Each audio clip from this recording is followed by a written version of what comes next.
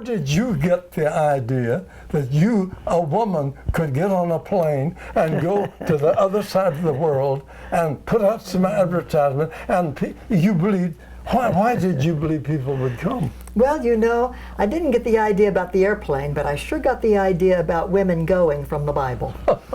Jesus sent... I've lived around you for some years, and I know that. He has sent women, beginning with his resurrection message that he entrusted to Mary. Look at that. Can you imagine? And he sent her to go tell the disciples. Why didn't he just send her to the market? Wait, that's too fast. don't run that through that fast. Wait, let's listen to her. She's telling something that's real important.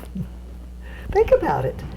His resurrection message, the first time it was proclaimed, he is risen. Yeah. Not only did a woman declare it, but Jesus sent her with the message. So she was an apostle, a sent one. And he didn't just send her to the market or to the beggars or to the women's quarter. No. He sent her to the disciples who were in a room, no doubt frightened. The door was locked. No doubt they were fearing for their own lives, which would be normal. We can appreciate that. But here you have this woman who had abandoned all fear to take on this assignment from Christ. So as far as I'm concerned, if Christ could entrust that great message to Mary, he would also entrust it to me. And likewise, every woman who knows Christ and knows the message. There's a big world out there. And we can tell it to the women, we can tell it to the beggars, and we can tell it to the men who are the preachers. We have that authority in Christ. You know, when we go back and forth all the time.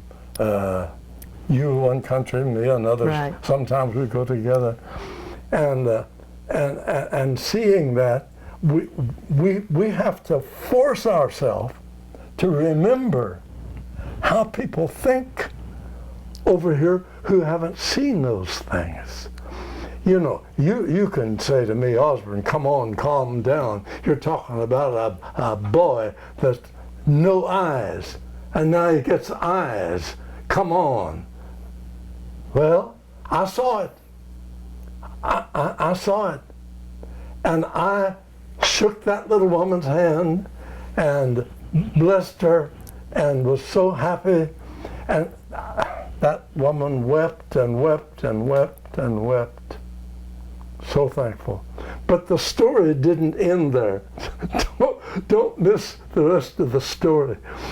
That little woman, everybody was overwhelmed with the miracle, because all of a sudden, here come some preachers and here come some people from her village. They knew the boy because it was rather a wonder of God that he would be born without eyes, no eyeballs to see with.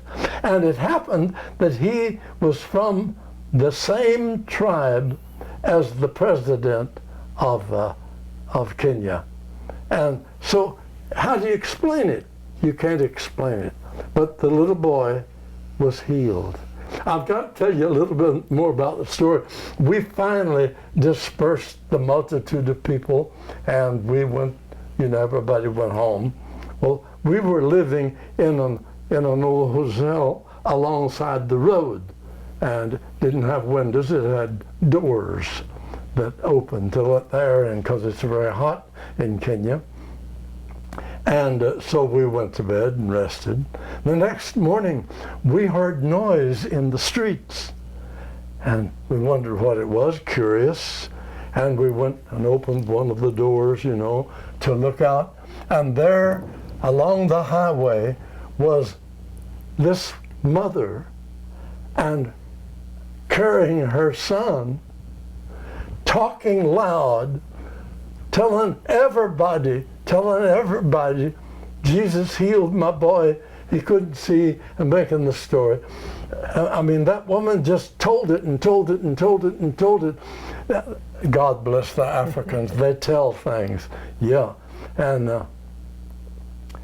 And she was so happy, and they had found out where we lived.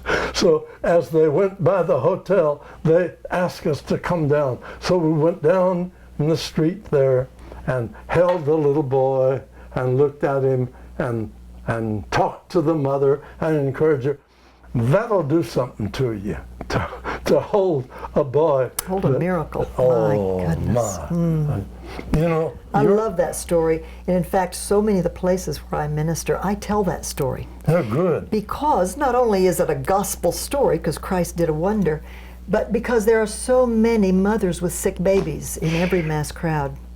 Not too long ago, I was in Benin, and right down on the front, near the platform, there was a very young mother, and she was holding a baby that I thought it was maybe a 2-3 month old baby, because it looked like a very tiny bundle. That woman stayed there. She heard the message. She accepted Christ. When it came time for the prayer, by this time there was so much commotion among the people. I was not thinking about this mother. I didn't know the baby was sick. Eventually, during the time of testimonies, people came to the platform and they're trying to tell their wonderful stories to the multitude. I see this young mother, and when I look at her, she's still holding this bundle, and I see a tiny little arm and hand reaching up, trying to reach the mother's face. And what we found out later was that that child was 2 years old. The child had teeth like a normal 2-year-old child, but the baby had never moved a muscle in her entire life. So there was no development. And so the miracle of just that baby reaching up, touching her mother's face, I pulled back the blanket and there was a big smile. Of course, the teeth surprised me. I was not expecting that of such a tiny bundle. But you see, I had told the story of Simeon, the baby that had no eyes. And that, I believe, stirred that mother's faith to believe if Jesus would do that for another mother's baby, then Jesus would do the wonder for her own baby. It's amazing. In fact, it was that same place that I had to close the meeting one night because it happens that the platform was very low. It should not have been, but it was low. And so during this testimony, mothers started pushing toward the platform, thrusting their little babies at me, desperate. I was so moved, Papa, with the number of paralyzed or blind or diseased or those babies with sores, so many diseases. That's the work of the devil. Only he would put diseases on these innocent children. But there is a God who destroys the works of the devil through Jesus Christ. And that is why we go, and that is why we tell. And these are the results we see because Jesus is really alive.